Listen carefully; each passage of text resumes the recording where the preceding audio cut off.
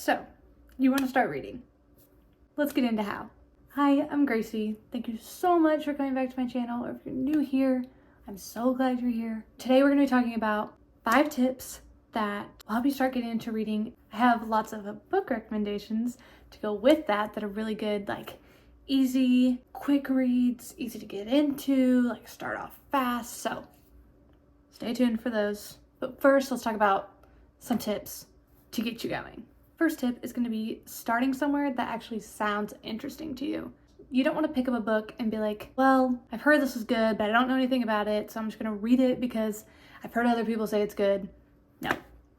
I think one of the best things you can do is do your research on the book. That does not mean, I'm not telling you to go in depth and look into like the author and stuff like that, but it's nice to get recommendations from people like, oh, I love this book, you should read it, and then go and look up the synopsis of the book and be like, is this something that I'm interested in? Just finding out that way, you know? Ultimately, you're going to be the one that's reading it and you want to be having a good time, so make sure it's something that you're going to like. The second tip, read what you want to read, not what you feel like you should be reading. I feel like whenever I first started reading, I was like, well, if I'm gonna read something, if I'm gonna sit down and spend my time doing this, it should be something that's gonna benefit me, something I'm gonna learn from, something that's gonna help me grow, along those lines. No, you can do that, and that's totally okay. I really enjoy that now. I really enjoy doing that now, but I couldn't start there. That didn't work for me, that didn't make sense for me, and if it makes sense for you, then that's great. For me, I was reading because I wanted to be entertained and because it sounded fun and it sounded like a new hobby that would just be something for me that would help me relax. It would be something relaxing for me to do. It's like watching TV. I want something that was like watching TV, but that wasn't watching TV. Do it for whatever reason works for you, but don't do it for a reason that works for someone else. Again, you're the one that's going to be reading it. So make sure it's something that you're going to enjoy. My third tip would be to just start small. I feel like you see these people that read 100+ books a year, and that's great for them. That is so great for them. That's insane to me. I can't even fathom being able to read that much. Maybe you're someone that reads fast and you can just crank out that many books in a year. That's amazing. Again, there's no judgment here.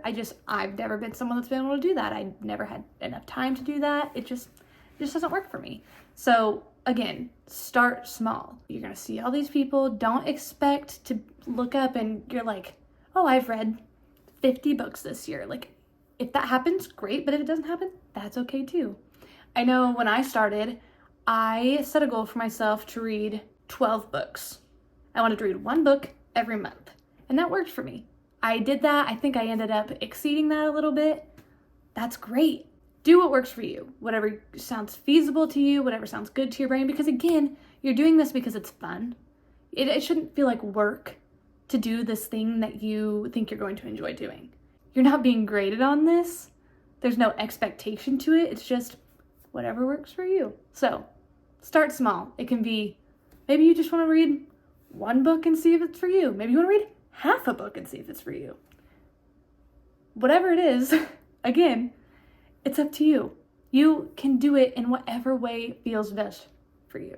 My 4th tip would be, if you have friends that like to read to any kind of degree, see if you guys can buddy read.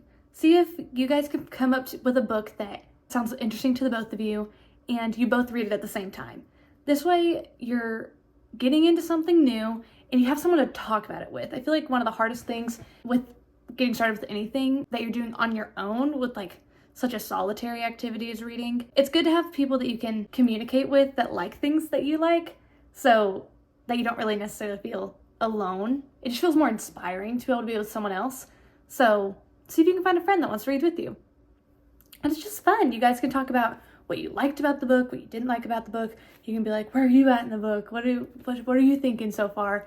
And it's just fun to see each other's reactions to the same book that you're reading. It's great.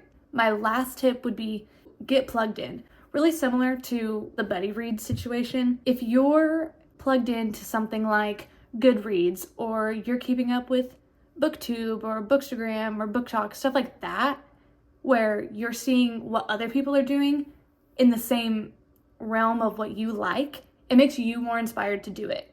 So I know for me, I liked to read before. I read a lot in middle school, but a lot of my friends and people around me didn't really like to read. So it was kind of like I was the only one doing it. No one really liked to read to the degree that I liked to read. And so whenever I found BookTube in high school and I was able to see, oh, wow, there are a lot of people out there that like to read to the same degrees that I do, it felt more inspiring and inclusive. I felt a lot better because people like to do the things that I like to do. And it just made it more fun. It felt like we knew each other on a personal level and they just understood me. So get plugged in a way like that, whatever works best for you. Again, there are so many different social media platforms now, and I swear every single one of them has some kind of book thing revolving around it. So I know it's easy to find. Just check it out. There's someone for everyone when it comes to influencing for books. It's out there, trust me. There's so much content out there for you. Those are my tips to get into reading. Let's get into my recommendations. So I sectioned them off into like categories. So we're gonna start out with romance.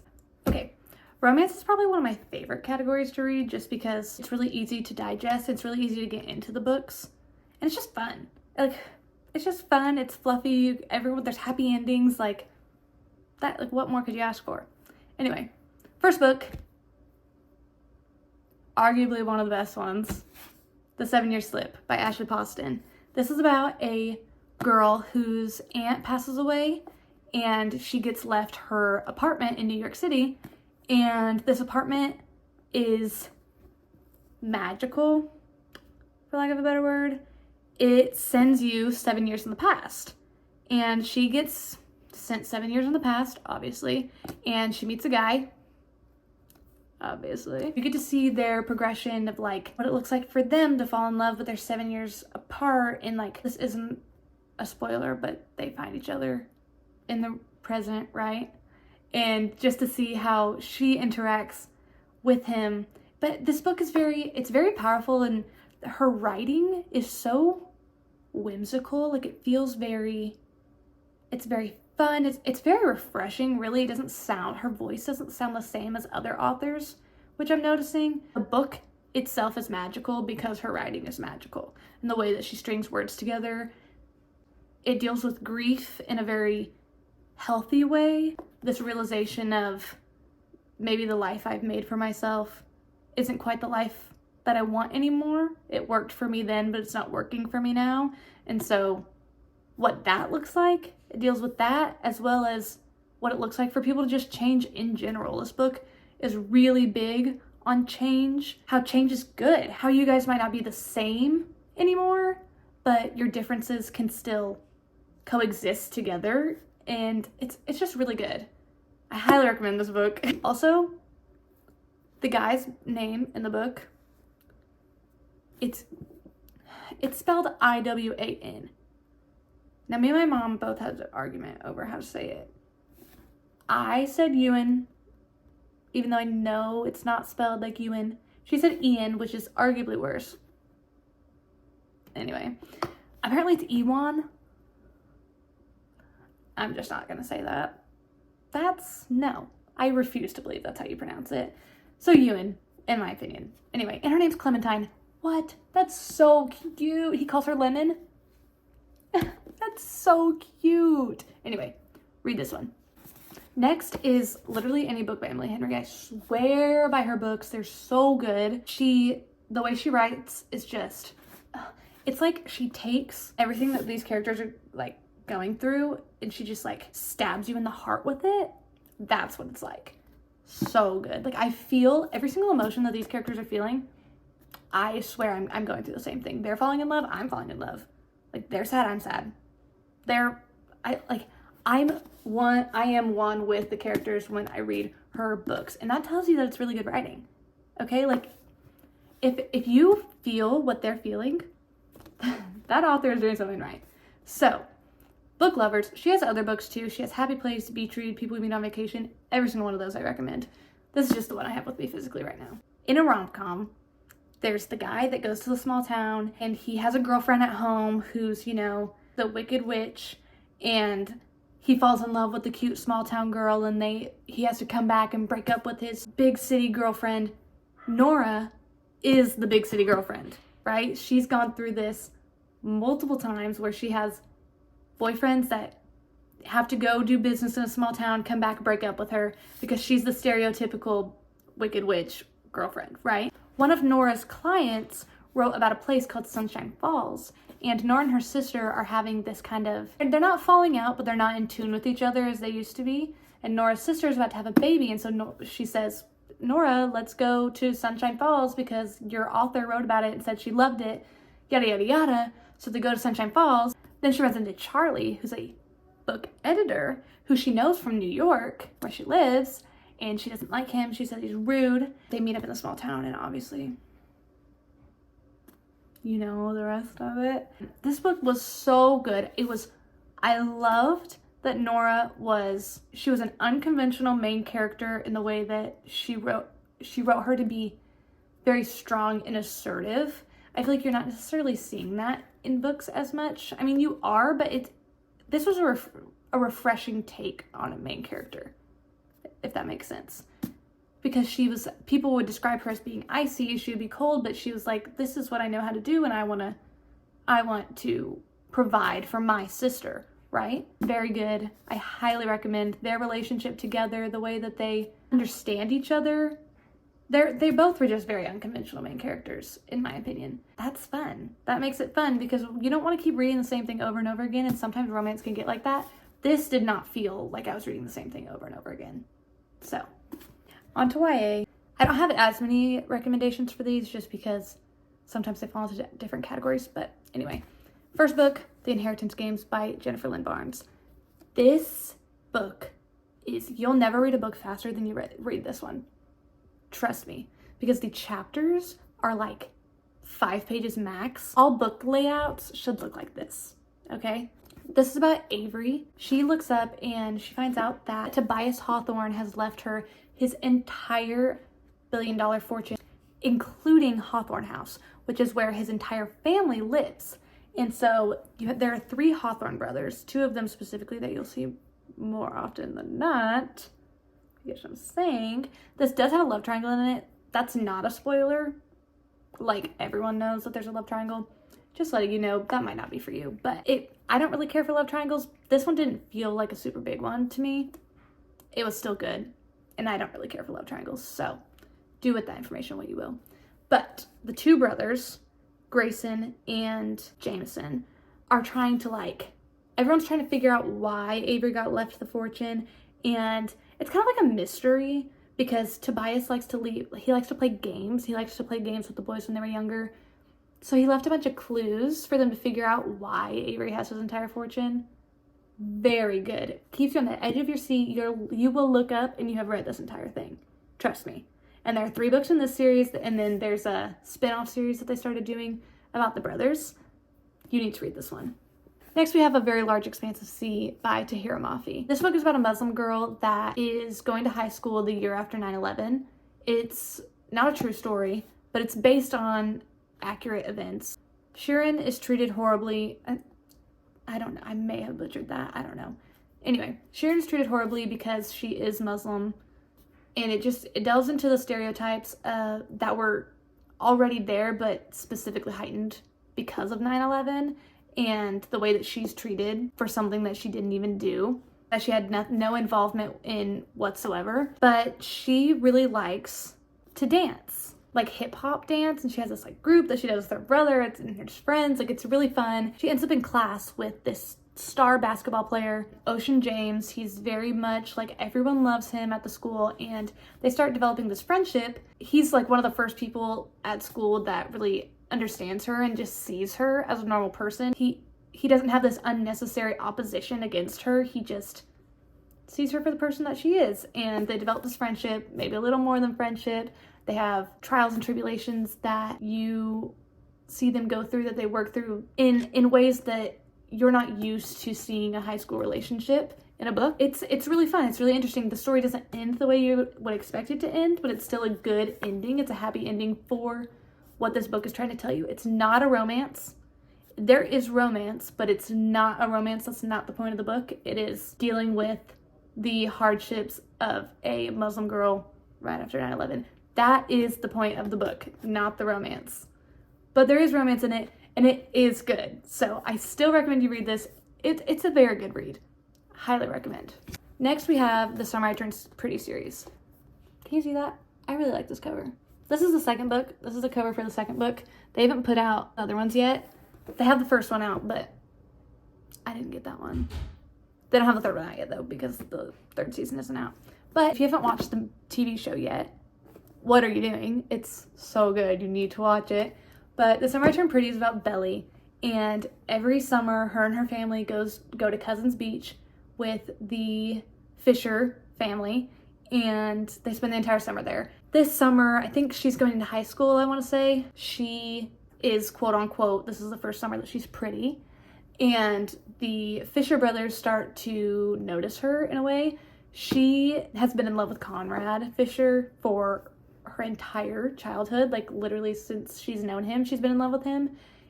It's just really her. It's peak summer vibes, okay? Peak summer vibes. But it's just Belly trying to figure out what she wants. She's trying to get this attention that she's not used to having. And so it's really her just trying to figure out what she wants and what she's going to do with it, basically. It is a love triangle. It does make you a little bit like, but it's so good. And hang on, let me show you. The chapters aren't long and the font is huge. It's so nice. This is, again, you will look up and this book will be over. The books themselves are so short. The second one's only 275 pages. Easy, you can easily finish this in one sitting. Very good summer vibes, but also it's very coming of age-esque, if that makes sense. And it's them on the beach in a beach town having fun as friends, and now they're getting into high school and trying to figure that stuff out, just navigating that. It's very good.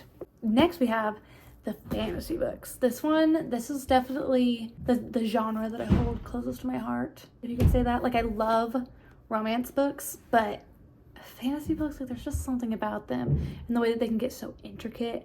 It's so fun. It's one of the ones that makes you feel the most like you're somewhere else because it's so fantastical. Anyway, first book, Heartless by Marissa Meyer. I loved this book when I read it, and I definitely read it when I had first started my reading journey. It's basically an origin story of the Queen of Hearts. So that was fun, and I just loved Alice in Wonderland when I was younger, so I ate this up. But Catherine, all she wants to do is be a baker. All she wants to do is be a baker. But she ends up getting courted by the king. She doesn't want that. She doesn't want to do that. But girls in this time couldn't own their own business. They couldn't do things for themselves. Basically, their whole entire job was to just get married. And she didn't want that for herself. She ends up meeting Jest, who is the court jester. And she starts forming this relationship with him, and she starts to see these different parts of Wonderland that she's never seen before. And he takes her on an adventure. I will say, though, this one will tear your heart out. And I know I said that about the other ones. This one has a very, it's an origin story, so it's not going to have a happy ending, but the in-between is very fun. I still highly recommend, even though, like, you're probably gonna cry. That's not the best thing for me to say when I'm recommending you a book. It is so interesting to see her go from this basically like cute little angel to what she is now when, as we know her, the Queen of Hearts. So read this one. The Cruel Prince by Holly Black. This book series took everyone by storm, and I feel like a lot of people got mad because it was being advertised as a romance book when it's not. Okay, this is mainly politics-based fantasy, whereas Heartless is not. Heartless and the Cruel Prince series, they both have this like storybook feeling to them, if that makes sense. But you have the mortal realm and you have Elfheim, which is where the fairy people live. And I don't mean like fairies, like wings fairies, which like there are some of those in this one because this is like storybook fantasy. But I'm saying like the fae, like the pointed ears and stuff, you know what I mean.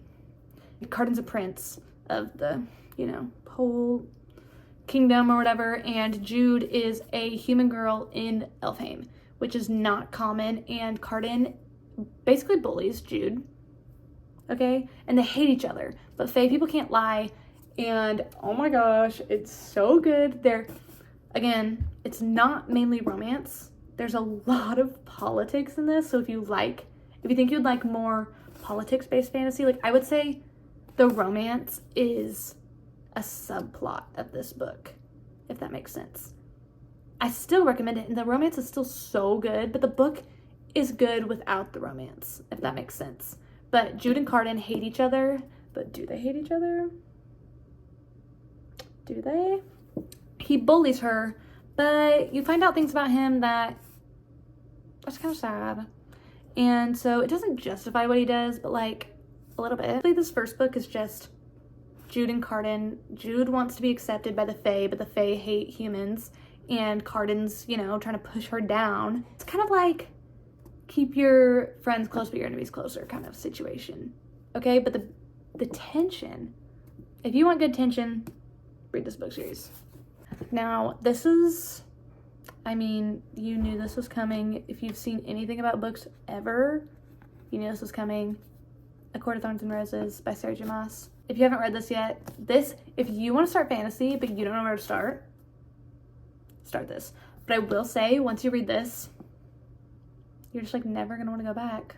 Like, you're going to be like, I'm never going to find a book that gives me the same feeling as ACOTAR or any of Sarah J. Maas's books ever. And honestly, same. I have yet to read a book series that makes me feel like any of her books do. So maybe don't start with this one just because you're going to be probably let down by everything else you ever read again. But you should definitely read it. This is also another kind of mortal realm, fairy world fantasy. There's Prythian, which is the Prythian and the mortal realm is separated by a wall, and the humans can't cross into Prythian, but the Fae can cross into the human world. Feyre's family is poor. She is out hunting, to like help them survive, and she kills a wolf. Okay, so that her family can eat. Obviously, hence the wolf. She kills a wolf so her family can eat, and she ends up getting taken by a beast. He storms, ruins their home, and she gets taken by a beast into the fairy world. And she has to live there, and turns out there's this curse on the world, the court that this beast is from, and she has to fall in love with him in order for him to break it. The world, crazy. And here's what I'm gonna say about this. This story in this book, completely different than the rest of the series. The rest of the series, phenomenal. Okay, phenomenal. This book, really good. It was really good. Like, I remember reading it and I was like, oh yeah, that's a really good book. The rest of the book series, though, insane. Like, if you think this is good, that's like 10 times better. So you need to read this just so you can feel how amazing the rest of the series is. You need to read this one. On to the final stretch. These are like mystery plus one literary fiction. Bear with me. The first one we have is Dial A for Aunties. This is definitely mystery, but it's like comedy mystery almost, and there's a little bit of romance in it. It's definitely different than anything I've ever read, and it reads like a really funny movie. Okay, like if this was a movie, I would be like bent over in my seat laughing. Basically, Madeline, her and her aunts all have a wedding business, and Madeline goes on a blind date and she ends up killing the guy on accident. It's very in a funny way. All of this is funny. There's nothing super serious about this book. She ends up killing a guy, and they have to hide the dead body. Turns out it ends up getting shipped in the cake cooler to the wedding. But they're also trying to hide this dead body. It's really funny. You need to read it. I said it's hilarious. Okay, like I was laughing out loud. It's that funny. Then we have Verity by Colleen Hoover. One of the best places to start reading is with the Colleen Hoover book. Like, once you start reading Colleen Hoover and then like you realize you want to start reading more, and then you go back and try to read a Colleen Hoover book, you're like, oh, these books aren't as good. This is probably the best place to start. Very thrilling, Basically, Lowen is an author, and she gets brought up to finish Verity's book series because Verity is in a coma, and the series needs to be finished so the publishing agency can keep making money. And so she goes to Verity's house where her family is, her husband, her son, yada yada yada, and she's staying there, and she's going through Verity's like manuscripts and stuff like that, going through her office to get a feel for the book so that she can finish the book. But things aren't as they seem. You start to go downhill. You start to see Lowen's reading this manuscript, and it's a manuscript based on Verity's life, and it's very concerning. Yeah, there's a lot of twists and turns. You're not going to expect it, especially if you're not used to reading thrillers or mysteries or anything like that. You're not going to expect the plot twist. You're not going to expect how deranged every character is. So, I highly recommend. The last book is a literary fiction book. It's called In 5 Years. It's a really short read, really quick. I think I read this in one sitting, but it's about this girl named Danny and her best friend, Bella. Danny shows up at her apartment, and it is 5 years in the future. And there's a man there, and she spends this wonderful night with the man, and she doesn't see him again. Well, it turns out this man in the present is dating her best friend, Bella. Danny does have a boyfriend at the time, and a job that she's doing right now, and she just like can't stop thinking about this man that she had a night with 5 years in the future. This is not a romance book. I thought this was a romance book the entire time I read it. It's not. It is 100% fiction. It is showing how she was on this track of like how she thought her life was going to look, and then she looks up one day and it's not like that anymore. It's her trying to struggle with that while also trying to understand the relationship, the dynamic between her best friend and her best friend's boyfriend, who she knows she spends a night with. Just really, it's very much talking about life. This is life, not romance. There's no romance in it.